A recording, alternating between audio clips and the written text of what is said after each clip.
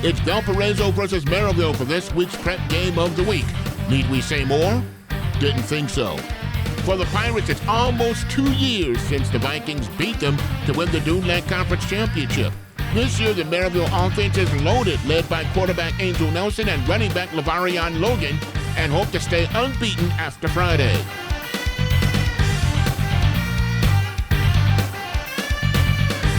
Amazing how you had so much graduation loss from last year, and yet your offense and really your defense as well has not skipped a beat. Yeah, we lost a lot of really good players on last year's team, and we knew we had some big holes that we were going to need to fill.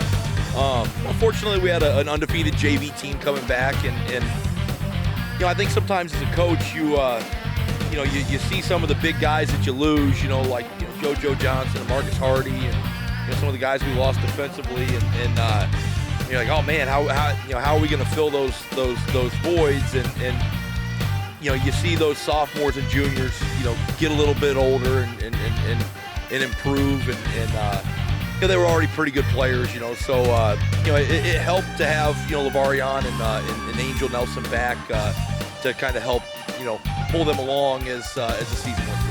Lavarion Logan is having himself one heck of a season. Every time we see him on tape, it's like he's getting a breakaway one for a touchdown. Yeah, Lavarion had a great year last year, and he's a workout warrior in the weight room. He's the strongest kid that I've ever been a part of. As far as the football program is concerned, and just great academically, and real hard worker, and he's obviously a very talented running back, but he's got some good guys up front, helping him create great holes to help him run through, and he's definitely been a huge workhorse for us this year. Angel Nelson's had himself a pretty good season as a quarterback. Let's talk about his growth as a QB, because we didn't expect this out of him, and he really is knocking it out the park this year. Yeah, I mean, he started for us last year and had 25 touchdown passes. I think when you look at our offense, it's very complementary to one another. Obviously, Lavarion is the guy that gets the bulk of the carries. But then when people focus on him, it frees up Angel and Justin Marshall, Silas Mathis, and Tyrese Frazier, some of the other receivers. And really, I think when you look at how much Angel has improved, last year, I think a lot of people give credit to the super talented receivers that we had, which they were really talented, but Angel always put it on stride, and he throws a very catchable ball for receivers, and he's kind of continued that this year and had a great start to the season. Thanks for the time, buddy. Wish you the best on Friday. Thank you. Valparaiso is also unbeaten thanks to their own quarterback-running back combination of single caller Logan Lockhart and running back Hayden Vineyard. But the Vikings added another weapon to their arsenal last week, with wideout Ricky Hall having a breakout performance against Crown Point. Like we said earlier, hype is not necessary for this one. Let the game begin. What does it say about your program that we have had 7 now games of the week? You've been a part of 3 of them, and we've had 2 Dune Lake Conference matchups involving unbeaten teams, and you're involved in 2 of them. Yeah, I mean, it's a testament to the kids that obviously just ran behind your cameras and the guys you can see spread out all across the field.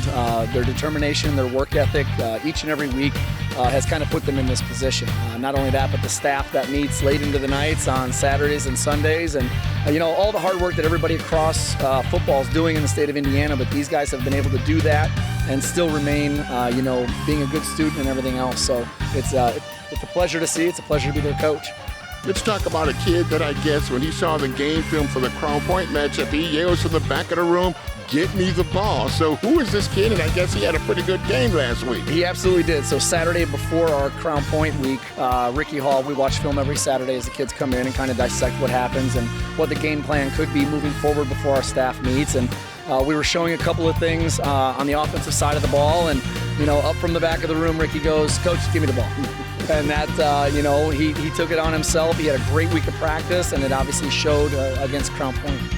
And we talked about Hall and his performance. That quarterback got him the ball a few times. He did, yeah. Logan had some amazing throws. I think he was kind of frustrated with me because he went 9 of 10 passing, and the one incompletion he had, we told him to clock the ball into the ground. So he kind of joked with us after that, saying, well, you guys cost me a perfect game in completion percentage. But yeah, it was neat for him to kind of have that opportunity and throw 3 touchdown passes to Ricky and really set himself up for 200 yards in the air.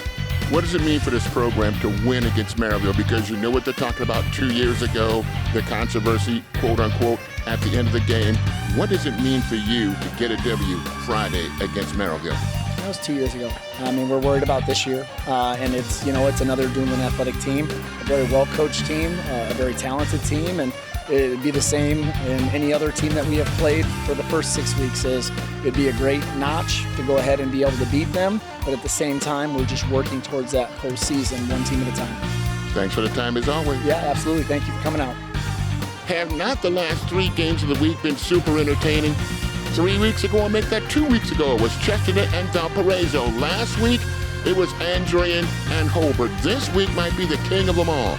Number 1 versus number 2. Have fun with this one, boys. And speaking of which, who you got?